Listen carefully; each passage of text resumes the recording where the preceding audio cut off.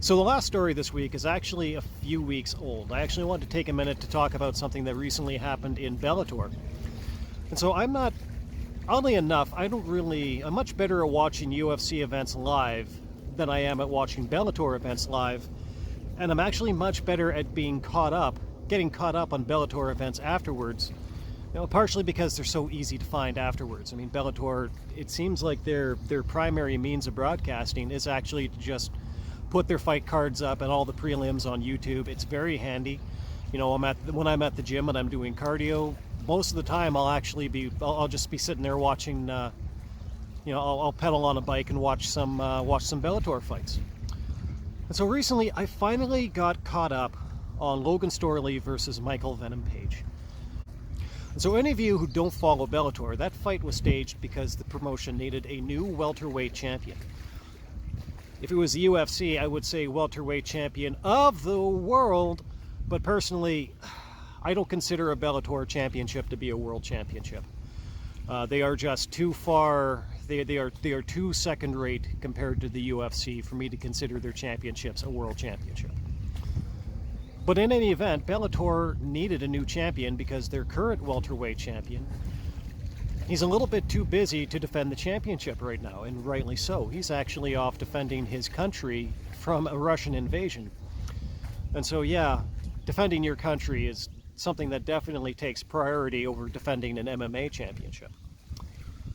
And so what they did was they set a card in London at the O2 Arena, and they held up an interim welterweight championship between Michael Venom Page and Lorgan Storley. And basically, this whole fight was staged as if it was just like a coronation for Michael Venom Page. I mean, they had it in London. He came out with some sort of a rapper rapping like his own original entrance song, almost like he's in the WWE. And everybody must have just assumed that Michael Venom Page was going to beat Lorgan Storley. And then something happened. Michael Venom Page didn't beat Lorgan Storley. Lorgan Storley is currently the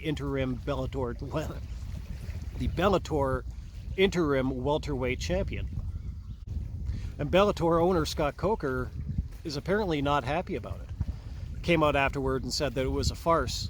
Not so much because he didn't really think that Lorgan Storley beat Michael Venom Page. I mean, anybody who watched that fight, there's actually no other possible decision. Lorgan Storley out-wrestled Michael Venom Page.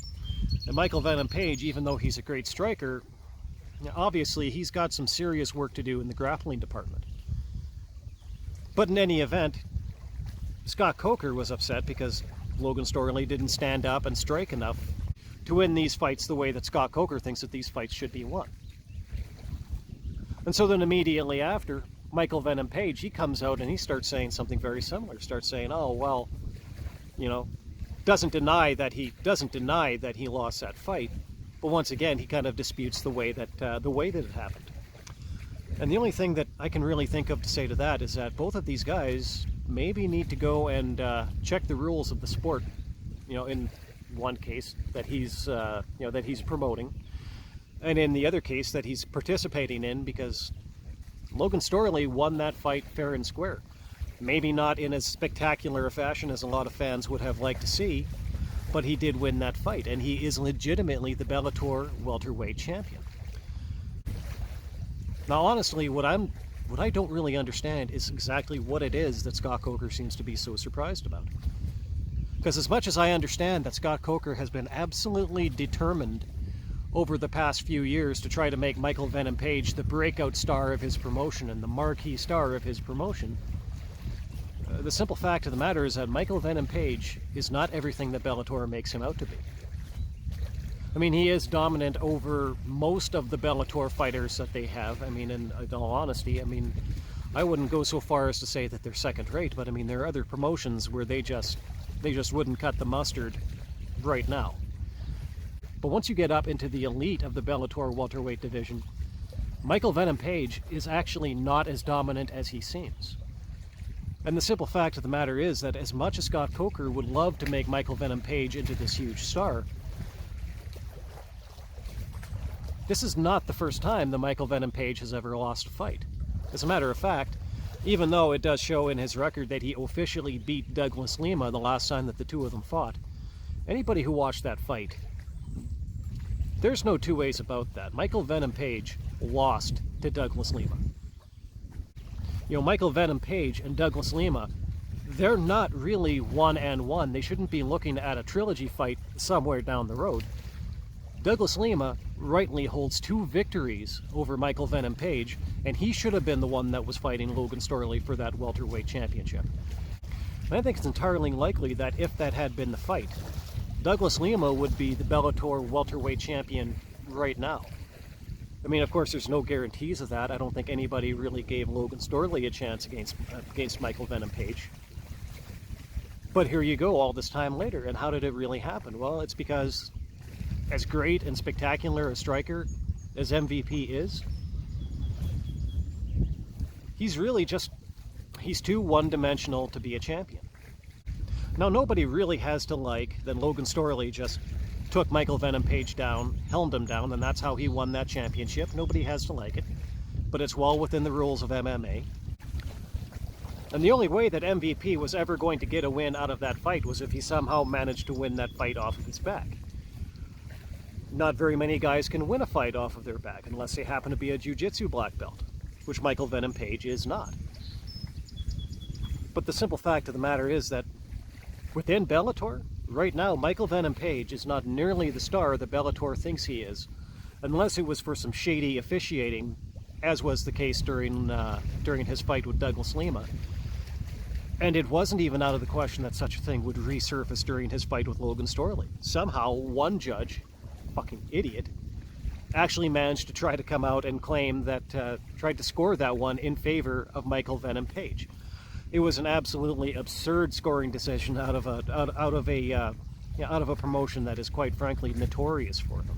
But not only is Michael Venom Page one-dimensional, there's actually a reason why he's so one-dimensional, and that's simply because this is a fighter who has simply declined to aspire. You know, he's more than happy in Bellator, you know, beating the level of fighters that Bellator has. But this is a guy who by now, realistically, should have had multiple opportunities to go jump over to the UFC, and he seems to have chosen not to do that. And I think that there's a good reason for that, and that's because in the UFC, Michael Venom Page would be eaten alive. I don't think that Michael Venom Page would be a top 5 fighter in the UFC.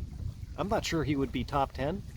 I think he probably would be top 15, but once he got up into those top echelon fighters, he would be eating some L's in a huge hurry.